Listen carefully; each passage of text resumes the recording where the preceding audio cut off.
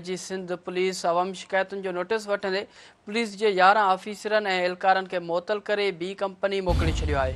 इहा अहम ख़बर आहे जेका अवां सां शेयर कयूं पिया। जी सिंध पुलिस अवामी शिकायतुनि जो नोटिस वठंदे पुलिस जे 11 ऑफिसरनि ऐं एहलकारनि खे मुअतल करे ॿी कंपनी मोकिले छॾियो आहे।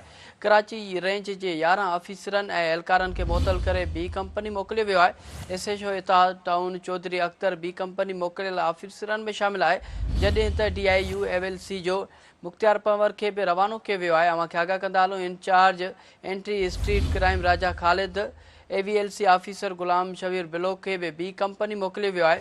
उन खां अलावा मोजको check post incharge Fakhar Iqbal, garden police headquarter gate ते मौजूद शोएब खान जो नालो भी लिस्ट में शामिल आहे। ॿियनि पुलिस एहलकारनि में फारूक, रुज़वान, सरवर शामिल आहिनि। मुअतल एहलकार ॾींहं में घटि हिकु भेरो ॿी कंपनी में हाज़िरी ॾियण जा पाबंदी हूंदा।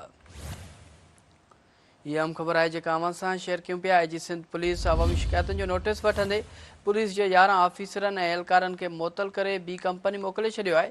कराची रेंज जे 11 ऑफिसरनि ऐं एहलकारनि खे मुअतल करे ॿी कंपनी मोकिलियो वियो आहे। ख़बर शामिल कर रहे हैं। SHO इत्तेहाद टाउन चौधरी अख्तर ॿी कंपनी मोकिलियल ऑफिसरनि में शामिल आहे, जॾहिं त DIU AVLC मुख्तियार पंवर खे भी रवानो कियो वियो आहे।